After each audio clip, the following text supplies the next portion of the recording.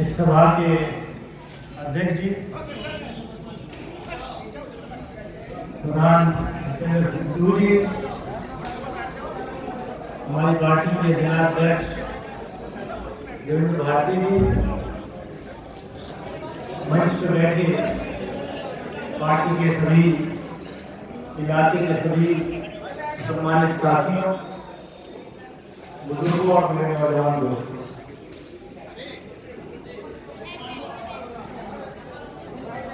पिछली बार मैं आया था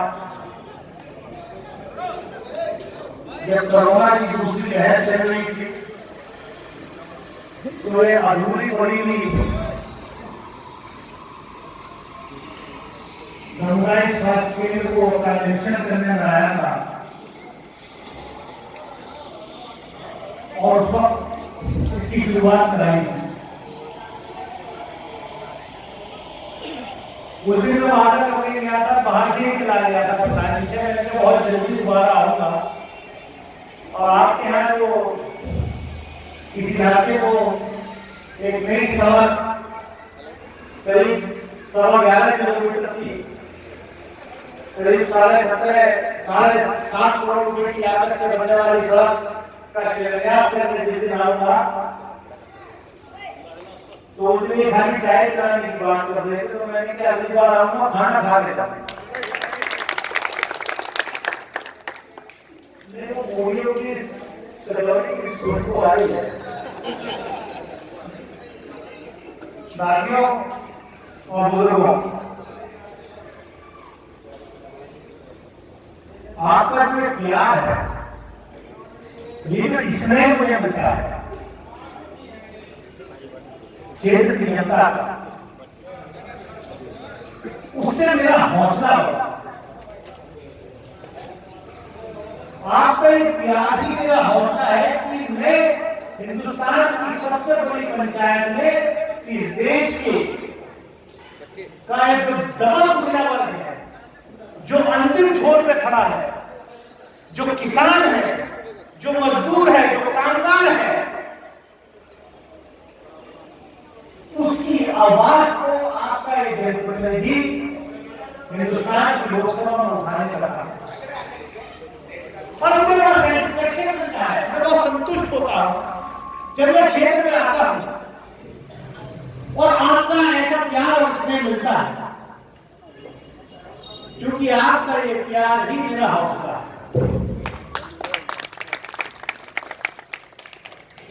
लोग आते हैं, नेता जनप्रतिनिधि बनते हैं, 5-5 साल का टर्म पूरा करके चले जाते हैं, ना तो क्षेत्र में नजर आएंगे और पार्लियामेंट में तो खैर जबान खोलने का सवाल ही पैदा नहीं होता।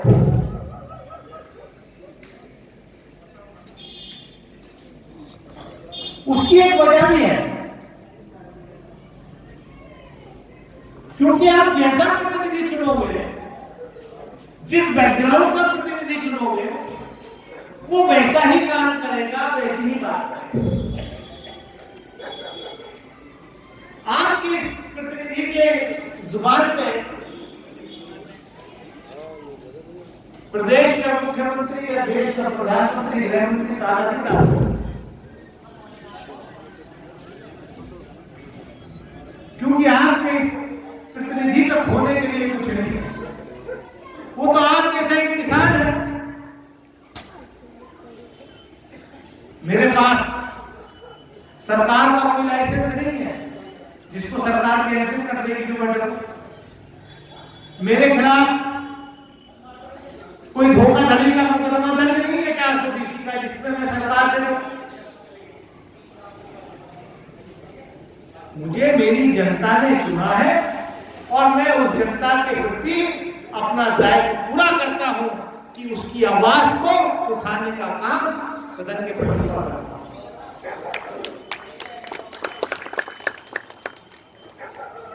और जाति और धर्म से ऊपर उठ करके करता हूं। इस देश के संविधान की जो बुनियाद है, जो बाबा साहब डॉक्टर भीमराव अम्बेडकर ने इस देश को संविधान दिया, उसकी अंतर आत्मा को ध्यान में रखते हुए मैं हिंदुस्तान की इस लोकतंत्र के सबसे बड़े मंदिर में अपनी बात को रखने का काम कर रहा हूं।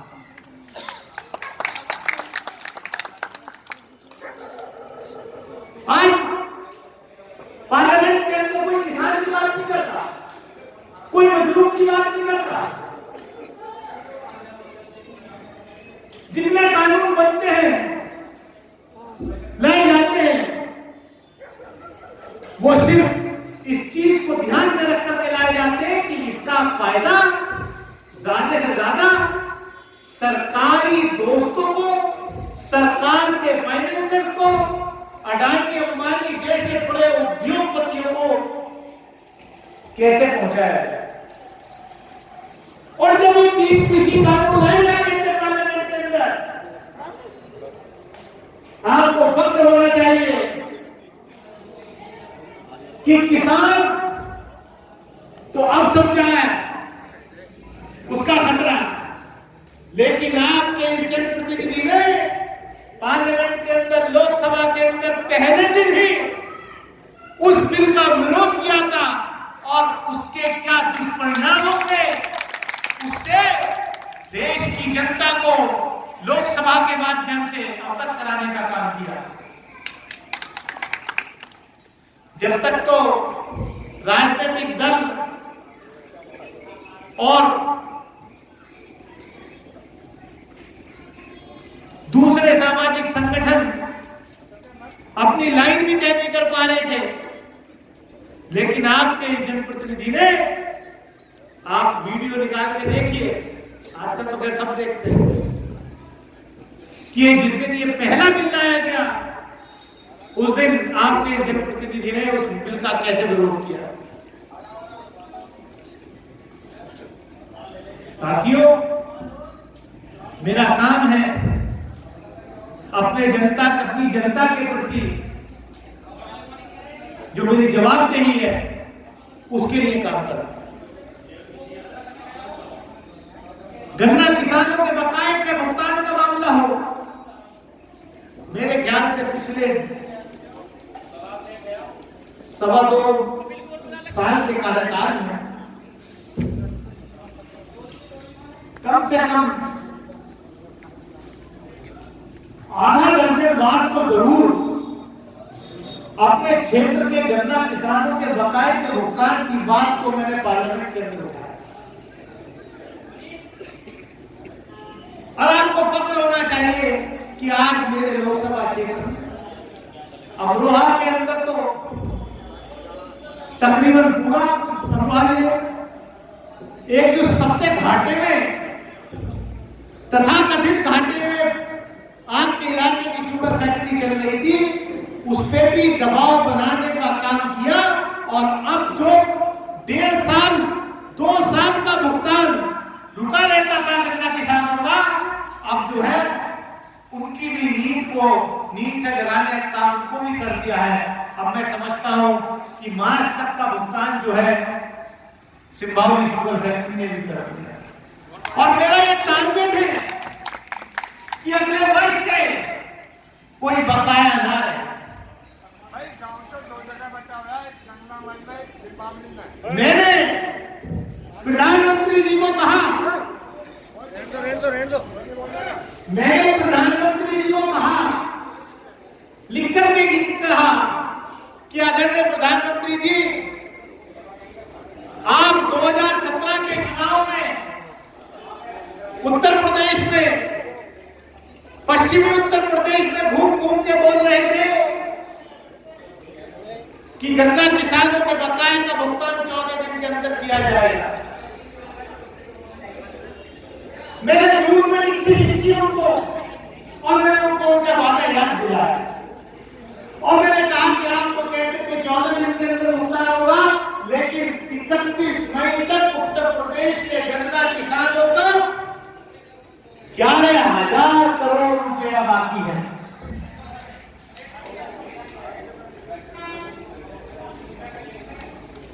मैं बात इसलिए कह रहा हूं कि एक जागरूक प्रतिनिधि जब होता है, जब आप किसी जागरूक प्रतिनिधि को चुनते हैं तो वो अपना काम बखूबी तरीके से निभाता है और मैं उस काम को कर रहा हूं। आप जानते हैं कि कई साथियों को जानकारी नहीं होती कि साहब हमारे गांव में तो सांसद निधि से सड़क नहीं बनाई, हमारे गांव में तो सांसद निधि से ये नहीं हुआ। ये भी जानकारी आप जनता को होनी चाहिए, क्योंकि मैं सिस्टम को पारदर्शी बनाना चाहता हूं। जनता को मालूम होना चाहिए कि सांसद को सांसद निधि कितनी मिलती है, विधायक को विधायक निधि कितनी मिलती है। सांसद को 5 करोड़ रुपए सांसद निधि मिलती है 1 साल में, यानी कि एक विधानसभा के हिस्से में आया 1 करोड़। विधायक को विधायक निधि मिलती है 3 करोड़ रुपए, तो सांसद से 3 गुना पैसा ज्यादा तो विधायक को मिलता है। उसके ऊपर चले जाइए तो प्रधानमंत्री जी ने सांसद निधि में भी आपदा में अवसर तलाश किया। 2 साल की सांसद निधि बंद कर दी। अब अगले साल की शुरू होगी या नहीं, मैं तो कहता हूं बंदी कर दो परमानेंट, कि ऊंट के मुंह में जीरा देने से क्या फायदा। 1 करोड़ रुपए एक विधानसभा के हिस्से में आते हैं, 1 करोड़ रुपए तो बड़े गांव की 1 साल की वैसी निधि होगी। तो हमारे पीछे जनता को क्यों लगा? लेकिन उसके बावजूद आपका एजेंट प्रतिनिधि इतना कमजोर नहीं है, हिस्सा लेना जानता है अपनी क्षेत्र की जनता। हमने पीएम केयर फंड में भले ही अपने 1 महीने का वेतन दिया होगा, हमने कोरोना से लड़ने के लिए 1 साल की अपनी 1/3 वेतन दिया हो, लेकिन मैं ज्यादा बात तो नहीं करता, लेकिन पश्चिम उत्तर प्रदेश में अकेला लोकसभा क्षेत्र है, अकेला सांसद है आपका, क्योंकि आजकल डाटा सब मिल जाता है, जिसने पिछले 2 वर्ष में प्रधानमंत्री ग्राम सड़क योजना के तहत 66 किलोमीटर सड़क अपने लोकसभा क्षेत्र में निर्मित कराने।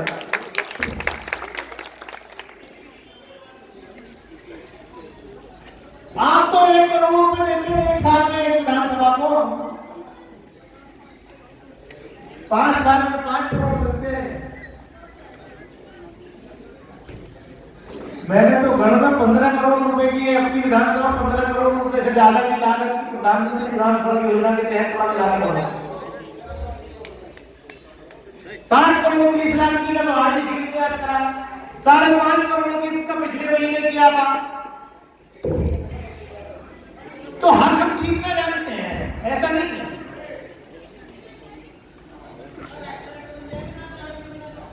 बुजुर्गों और मेरे नौजवान साथियों,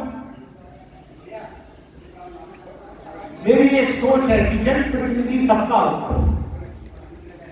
जब तक चुनाव होता है, जब तक पार्टी होती है, लेकिन एक बार अगर आप चुन लिए तो आप पूरे क्षेत्र के हर निवासी के जनप्रतिनिधि, क्षेत्र के मेरे 18.5 लाख वोटर या 30 लाख से ज्यादा जो जनता है मेरे क्षेत्र की, मैं उस संपूर्ण जनता का प्रतिनिधि हूं।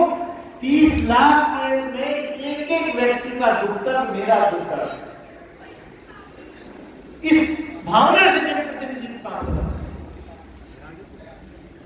हम अभी पिछले गांव में बैठे थे, कौन सा मुक्तेश्वरा में बैठे थे,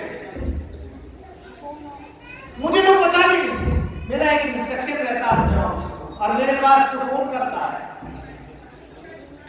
शायद पहला सांसद होगा 543 में लोकसभा में, कि जो एक ही मोबाइल नंबर रखता हो और खुद फोन उठाता हो। ड्राइवर के पास, पीए के पास कभी फोन नहीं छोड़ता हो। हाँ, अगर मीटिंग में हो, पार्लियामेंट का सेशन चल रहा है, कोई किसी बैठक में हो, रक्षा समिति की बैठक में हो, दूसरी बैठक में हो, तो फोन नहीं होगा।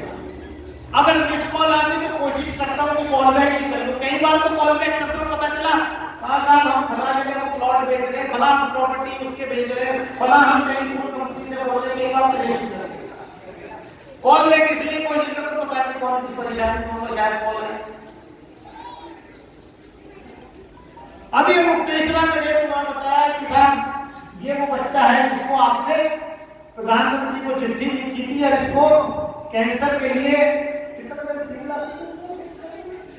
3.5 रुपया हमारी चिट्ठी में उसको इलाज के लिए ब्रेस्ट कैंसर का 8-10 साल का बच्चा प्रिंस हुंड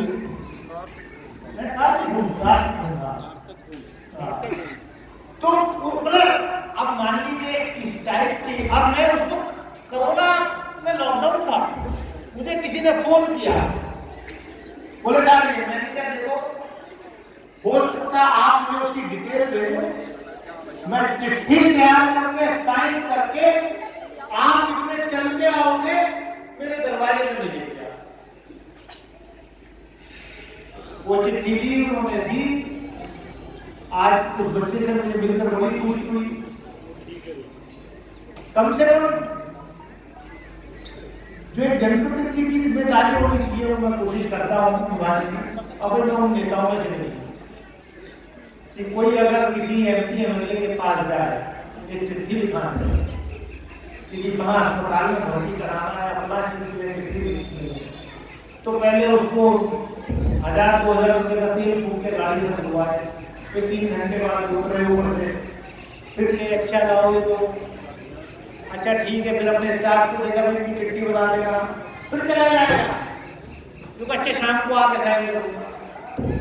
मेरे पास तो कोई होता का काम होने लायक है, मेरे पत्र की जरूरत है और मैं कर सकता हूं, तो मैं कहता हूं कि डिटेल भेज दो मेरे लिए, आप आओगे आपको चिट्ठी मिल जाएगी, और चाहोगे तो व्हाट्सएप पर भेज दो।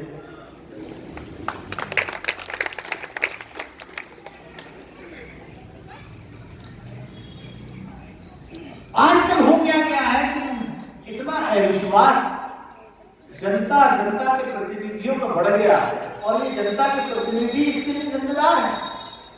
हमारी जो बिरादरी है जनता के प्रतिनिधियों की, वो जिम्मेदार है। हो सकता है मैं आज के माहौल में अनफिट हूं, क्योंकि मैं तो सीधी सीधी दिल की बात करता हूं, दिल से काम करता हूं, और ये कोशिश करता हूं कि हो सकता है मेरे किसी काम से आपका व्यक्तिगत जो आपको मैंने से उम्मीद हो शायद पूरी ना कर सकूं, लेकिन मैं ये सोचता हूं, मैं ऐसा काम करने की कोशिश करता हूं कि मेरे काम से क्षेत्र की ज्यादा से ज्यादा जनता को उसका फायदा पहुंचे। मेरे किसी काम से देश में उस दबे कुचले उस मजलूम को ज्यादा से ज्यादा फायदा पहुंचना चाहिए, जो अपनी आवाज, जिस दबे कुचले वर्ग की आवाज, जिस मजलूम की आवाज, जिस किसान की आवाज पार्लियामेंट के अंदर उठाने में लोग शर्माते हैं, उनकी आवाज को मैं उठाने की कोशिश करता हूं। साथियों, मैं आपका ज्यादा वक्त लेना नहीं चाहता, मैं आपसे यही कहूंगा कि आपका ये प्यार, ये स्नेह आने वाले वक्त में भी लगातार ऐसे ही बना रहे। और जितेंद्र जी को मैं शुक्रिया अदा करना चाहता हूँ, जितेंद्र जी का, कि उन्होंने इतना भव्य कार्यक्रम इलाके के दर्जनों प्रधान, उप प्रधान, जो जिम्मेदार लोग हैं, उनको यहाँ बुलाया, और इस बहाने आप सबसे बात करने का, मिलने का, मुखातिब होने का मौका मिला। आपका ये प्यार और ये स्नेह लगातार ऐसे ही बना रहेगा। मैं इसी विश्वास के साथ अपनी बात खत्म करता हूँ। बहुत बहुत शुक्रिया। जय हिंद।